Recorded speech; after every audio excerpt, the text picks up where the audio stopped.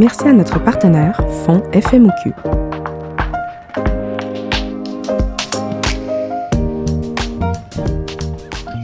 Bonjour, bienvenue à l'Omnipod, je m'appelle Véronica. Moi, c'est Catherine. Et pour ce 4e épisode, on reçoit Dr Joannette Pilon, qui est résident au MU3 en médecine familiale. Il nous a parlé de ce qu'il aimait vraiment de sa pratique actuelle, autant à l'urgence qu'en tant que médecin de famille. Il nous a aussi parlé des moments un peu plus difficiles, comme perdre un patient. Puis on a fini par parler de ce qui l'attendait tout prochainement, c'est d'être patron à l'hôpital Santa Cabrini. Donc, on vous souhaite un bon épisode. Pour toi, la médecine familiale, c'est quoi? Tu sais, je garde tellement un bon souvenir de ma résidence en med-femme à Verdun. J'ai dit que j'en parlerais tantôt, tu sais, de pourquoi j'ai vraiment aimé ça. Je pense que c'est un super bon site pour faire sa med-femme, surtout si tu as un intérêt en soins aigus, parce que t'as l'impression qu'il y a vraiment une bonne compétence et un amour pour la med-femme dans le GMF. Mais tu as aussi la chance de faire des gardes comme hospitalières aux soins intensifs. Fait que t'as un peu les deux. Fait que c'est vraiment ça, j'ai trippé au bout. Puis là, tu sais, ma relation avec la med-femme, quant à l'urgence, je te dirais que ce que les gens... ce qui est important que les gens comprennent, c'est que l'urgence mineure, là, tu sais, qui est le walk-in ou l'ambulatoire ou les cubes, peu importe comment ça s'appelle à votre hôpital, c'est des gens qui arrivent avec des plaintes. C'est comme un problème, c'est souvent un problème qui est aigu. Et puis, c'est le même genre d'affaires qu'on voyait au sans rendez-vous ou que tu vois dans ton bureau de med-femme. C'est vraiment, c'est les mêmes plaintes, là. Tu sais, c'est des maux de tête, c'est des maux de dos, c'est des raches, c'est de la toux, c'est de la fièvre. Tu sais, c'est la même chose qu'on voyait. Mais à l'urgence, ce qui est nice, c'est que tu as accès au plateau technique. Fait que tu peux faire des bilans, tu peux faire des imageries rapidement. Tu as de l'équipement pour comme tout réparer, ce qu'il y a à réparer ou ce qu'il y a à faire. Mais moi, dans le sans rendez-vous qu'on avait à Verdun, il est dans l'hôpital. Fait qu'on avait aussi accès à des bilans, on avait accès à de la radiographie, des imageries aussi. Puis honnêtement, je me sentais vraiment à l'urgence quand je faisais ce sans rendez-vous-là. Fait que ton 2 ans de med-femme, il est extrêmement payant pour l'urgence, là. C'est pas pour rien que dans l'ancien temps, on va dire, les urgentologues, c'était tous des omnis, là. C'est parce que c'est vraiment, c'est ça le bread and butter, c'est ça le core de l'urgence, je te dirais. Fait que d'apprendre à gérer cette incertitude-là, tu as le patient qui vient, tu n'as pas nécessairement le plateau technique de l'urgence. Je trouve que ça peut faire de toi même un meilleur urgentologue, parce que là, tu comprends comment tu peux gérer ton accès à ce plateau technique-là. C'est pas vrai qu'on va comme faire des bilans à tout le monde, qu'on va imager tout le monde. Fait que c'est bon d'avoir fait ton 2 ans de med-femme dans cette optique-là. En plus, on sait en ce moment comment ça va au Québec. L'accès à la med-femme, il est difficile. Donc, inévitablement, il y a une grosse proportion de patients que je vois à l'urgence qui pourraient être gérés en bureau de med-femme, là. C'est comme... Des fois, il y a du monde qui attend à l'urgence pour un renouvellement de médicaments, là. Puis ça, c'est vrai, là. C'est pas... On voit ça dans les médias, mais c'est vrai. Quelqu'un qui attend 10 heures pour se faire renouveler, genre, ses 2-3 pilules de diabète, là, c'est capoté quand tu vois ça. Fait que tu fais beaucoup, beaucoup, beaucoup de med-femme à l'urgence. C'est la conclusion, là. Puis pour revenir à Verdun, le feeling... Ouais, le feeling de prise en charge, je pense pas que tu... Comme résident, tu l'as, mais vers la fin de ta résidence. En début de résidence, tu as l'impression que la prise en charge, c'est pénible, là. C'est comme, il faut que je me plonge dans un dossier d'un patient que je connais pas, que je révise tous ses antécédents. Là, il vient dans mon bureau, il y a 90 000 plaintes, il est pas organisé, c'est pas un bon historien, il me parle d'affaires chroniques, d'affaires aiguës. Tu te fais tellement interromper par les patients, t'es perdu. Tu as une contrainte de temps, tu révises avec un patron. Au début, j'aimais pas tant ça, la prise en charge. Comme externe, on n'en parle même pas parce que t'arrives comme un cheveu sur la soupe. Les patrons connaissent super bien leurs patients. Puis là, toi, t'es comme, non, je sais pas, je me rappelais pas c'était quoi son contrôle du diabète d'il y a genre 8 ans, là, mais le patron, il sait, genre. Fait que d'avoir ce feeling pour tomber en amour avec la prise en charge, je pense que ça vient tard dans le parcours. Puis c'est ça qui est triste, parce que ça en déçoit beaucoup d'aller en med-femme. Moi, le premier, là, j'étais comment? J'ai appliqué à l'urgence, clairement, je voulais faire autre chose, tu sais. Mais là, dans mes derniers mois de résidence, je revoyais des patients que là, je les connaissais, des patients. J'avais pas besoin de réviser son dossier au complet. Je sais que s'il me parle de sa douleur au dos, on en a déjà parlé, puis ça m'inquiète plus. Puis je suis capable de dire, prends des Tylenol, fais ta physio, puis c'est correct, tu sais. Puis là, on pouvait passer à d'autres plaintes qui étaient plus urgentes, plus importantes dans mon agenda et dans son agenda du patient sans le savoir, tu sais. Fait que je suis vraiment content d'avoir fait le parcours du MU3 parce que je me dis, un moment donné dans ma vie, je vais retourner à faire de la prise en charge, je le sais. Puis je vais pouvoir retrouver ce feeling-là. Le début de pratique doit être difficile. Moi, j'ai des très bons amis là, qui font de la prise en charge, qui viennent de commencer là, depuis même pas un an.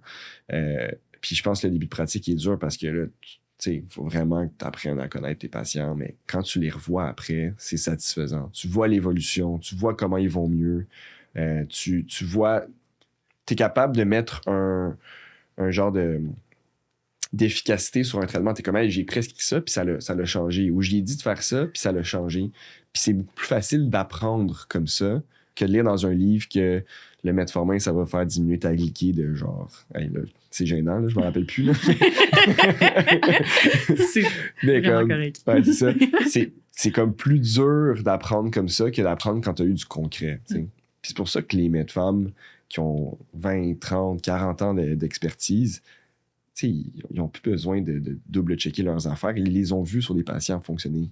Fait que c'est comme... C'est pour ça qu'ils s'en rappellent après ça. Là. Fait que, ouais, wow, longue réponse quand même. C'est bien correct. Si on se lance un peu dans le sujet, en tant que med-femme, il va falloir annoncer des mauvaises nouvelles, des cancers, même juste dire... pas juste, là, mais tu peux plus conduire. Il y a beaucoup, beaucoup d'étapes qui sont négatives aussi. Puis, tu as ton expérience à l'urgence. Fait que je te lance la question, puis tu y vas un peu comment tu te sens. T'sais, aussi, peut-être tu as vécu ton premier décès ou peut-être plusieurs. Parce que moi, je pense que ça fait peur à la majorité de nous de le vivre, puis on se sent pas nécessairement équipé puis outillé parce qu'on l'a jamais vécu avant. Est-ce que tu pourrais nous dire un peu, toi, ton vécu? Il y a quelque chose de très humain à ça. Je pense que de voir un décès, d'annoncer une mauvaise nouvelle, il y a des facteurs qui vont faire que ça va être vraiment plus difficile des fois. Par exemple, un patient que tu connais bien, entre guillemets, à l'urgence, ça veut dire que comme tu l'as vu arriver, tu l'as vu évoluer sur une période de quelques heures, puis que ça se résulte en un décès, que tu as parlé avec la famille, des choses comme ça va être beaucoup plus difficile qu'on va dire quelqu'un qui arrive qui est déjà mort, puis que là, ben, tu as fait ce que tu pouvais pendant 20, 30, 40 minutes, puis tu annonces le décès. T'sais, on dirait que tu as moins un lien par rapport à ce patient-là. Fait que dans le contexte d'urgence, je trouve la charge émotionnelle, elle est quand même gérable. Personnellement, les trucs qui me rendent plus triste, c'est c'est de voir des personnes âgées qui sont seules, qui sont misérables, vraiment là, qui en arrachent, puis de me dire comme je sais qu'ils retourneront jamais chez eux. Genre. Ça, je trouve ça vraiment difficile.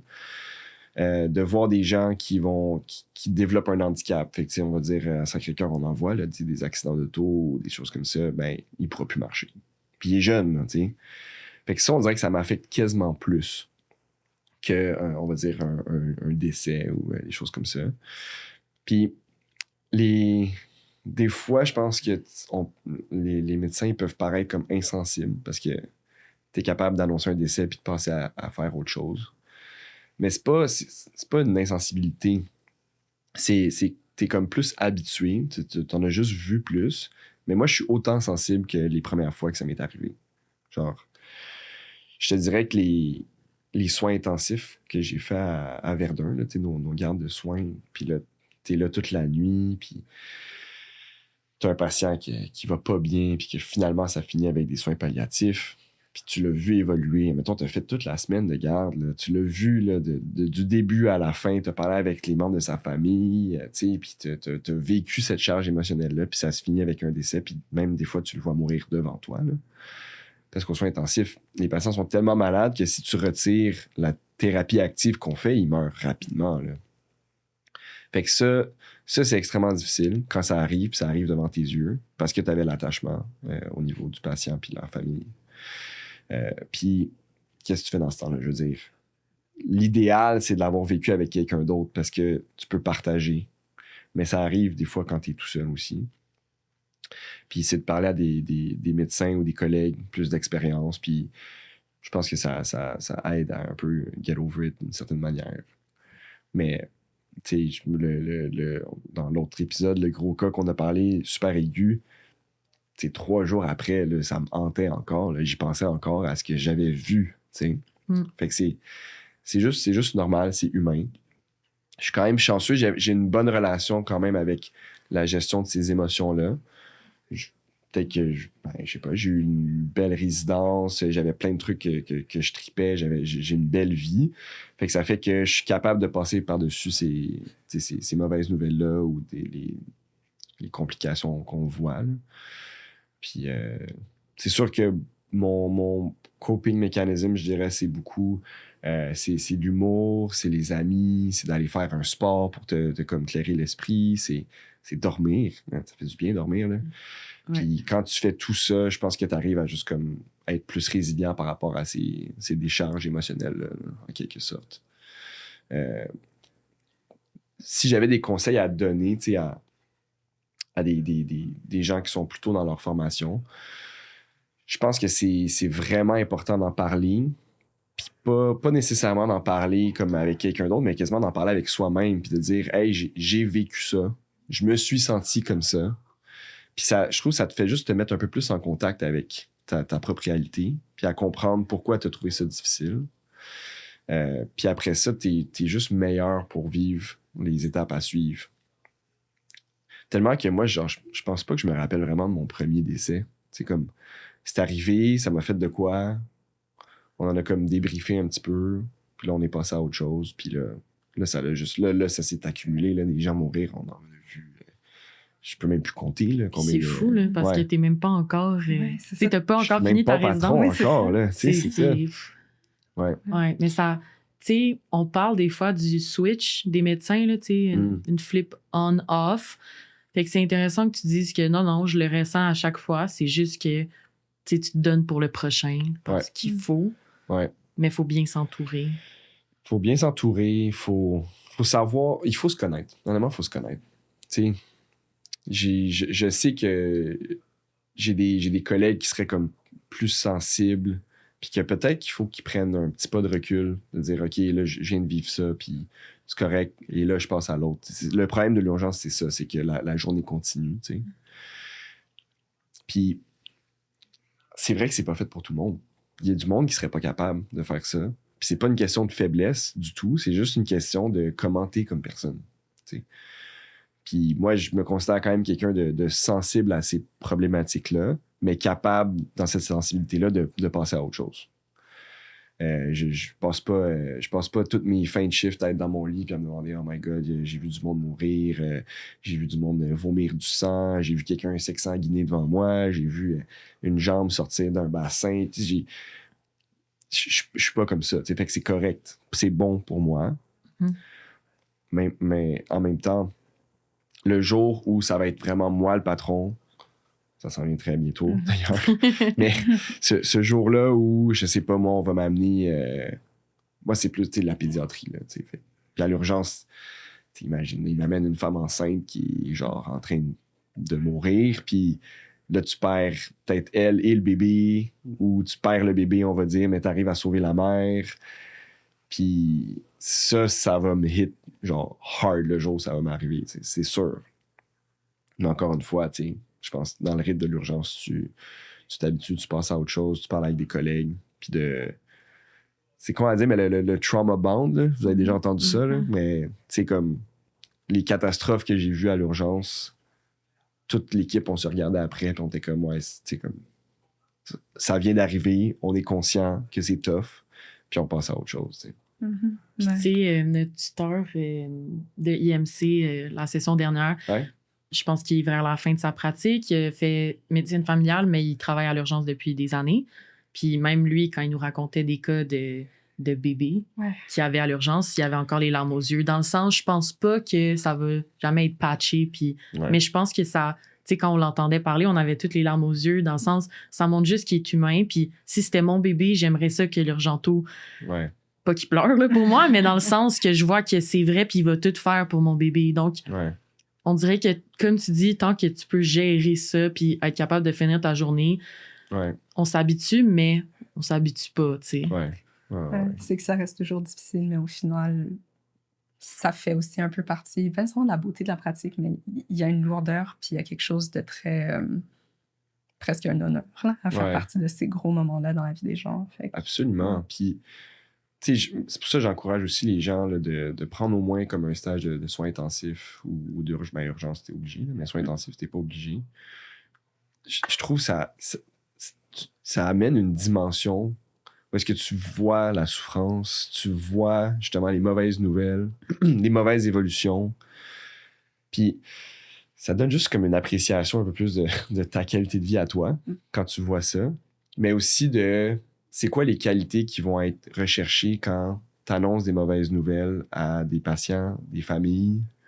Puis comment gérer un petit peu cette gestion. Là, on parlait du décès, des trucs de même. Aux soins intensifs, c'est là que tu vas en voir beaucoup. Puis tu as plus de temps aussi qu'à l'urgence. Annoncer une mauvaise nouvelle à l'urgence, oui, on apprend ça dans nos cours, on apprend ça comme il y a des techniques, il y a des trucs qu'il faut faire absolument, mais ça se passe quand même plus vite que dans d'autres contextes, évidemment, c'est inévitable. Fait que c'est pour ça que je dirais que la dimension soins intensifs, soins PAL, CHSLD, te donne un petit peu ce sens-là de comment bien le faire, puis comment le vivre comme humain, comme... Tu sais, parce que... Êtes-vous déjà allé aux soins intensifs, d'ailleurs? Je dis ça. Encore. J'arrête pas de... Vraiment. OK. Mais bref, moi, c'est ces expériences-là que je me rappelle plus que mes premiers décès. Là. C'est de voir comme un fellow human, genre dans un lit, avec des cathéters qui rentrent partout, là, tu sais, dans les bras, dans le chest, un tube dans la gorge, plugué sur un ventilateur, ils ont des sondes, c'est comme, t'as plus l'impression que c'est un humain, là. C'est très déshumanisant, en fait, de voir ça. Puis, ça t'apporte juste comme une meilleure, je dirais comme appréciation à quel point on est vulnérable, puis on est tout en train d'essayer de s'aider là-dedans. Puis toi, t'as la chance d'être la personne qui va aider les autres, tu sais. Fait que, en tout cas, j'en parle, puis je suis comme, bon, c'est quand même deep, là, mais... Ouais, mais ça fait partie des réflexions à avoir Ouais. en tant que Absolument. futur praticien. Fait que, Ouais. Est-ce que tu pourrais nous parler d'un peu du lifestyle que tu pensais avoir, puis finalement que tu penses avoir dans le futur? Ouais. Fait que, tu sais, les urgentologues, là, je vais pas à travers mon chapeau, là, mais, tu sais, règle générale, un temps plein d'urgence, c'est environ 12 chiffres minimum par mois. Puis en moyenne, là, du peu que je connais, tu sais, ça travaille plus de 14, 15, 16 chiffres par mois. Puis il y en a qui font vraiment des demi-temps puis qui font autre chose en plus. Puis là, quand tu regardes ça, t'es comme, oh my god, 12 chiffres, c'est rien, tu sais. Mais un chiffre d'urgence, bien que ça soit écrit 8 à 4 ou 4 à minuit ou minuit à 8, ça dure pas vraiment. Ça, c'est plus long, là, tu sais. Tu vois des patients, après, même si ton chiffre est fini, tu revois tes patients, puis tout. Puis surtout en début de pratique, tu double-check tes affaires. Fait qu'un chiffre va durer peut-être plus comme quasiment 10 heures, là, 10, 11 heures. Fait que déjà là, ça rajoute un peu au nombre d'heures. Puis, vu que tu fais des shifts autant de soir, de nuit, quasiment que de jour, ben, veux pas, ça te prend plus de temps à être prêt puis récupérer de tes shifts. Fait que c'est pour ça que tu travailles moins en termes de shifts qu'on va dire un médecin de famille qui ferait de la prise en charge 4 jours semaine, puis un jour où est-ce qu'il fait sa paperasse, ou il va au CHSLD, ou il fait autre chose, puis là, t'es comme, ah, ben là, il a travaillé plus, en quelque sorte. C'est juste que l'horaire est différent.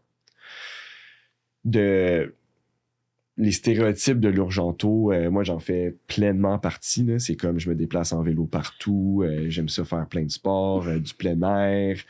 J'aime ça faire le party aussi. Tu sais, comme, je pense que ça fait partie de cette culture-là, puis de l'intensité un petit peu de l'urgence.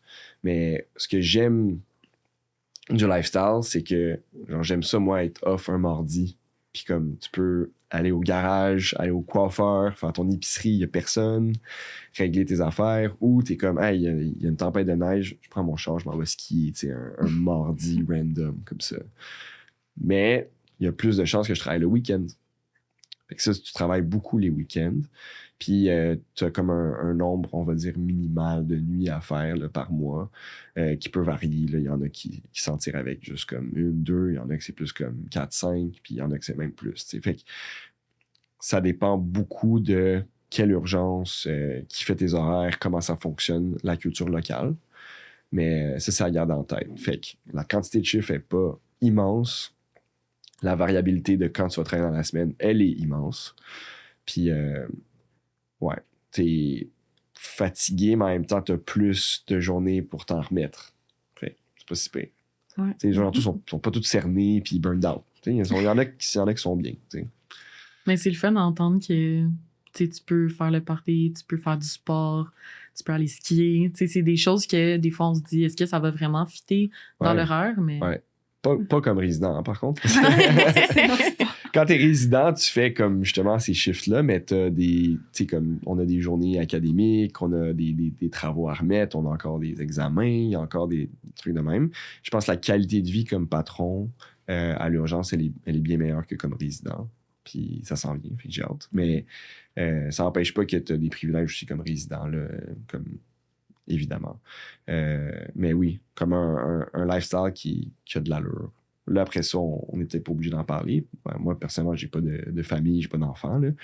Mais un moment donné, il y a ça qui rentre dans la balance aussi. Fait que ça sera peut-être pour un autre podcast. Un autre épisode, oui, absolument. Mais merci beaucoup, Benjamin, d'être venu avec nous. Puis, merci d'avoir accepté l'invitation. Ouais, ça fait plaisir. Merci pour ton temps et d'avoir partagé tes expériences. C'était super intéressant. Peut-être pas si intéressant que ça. Non.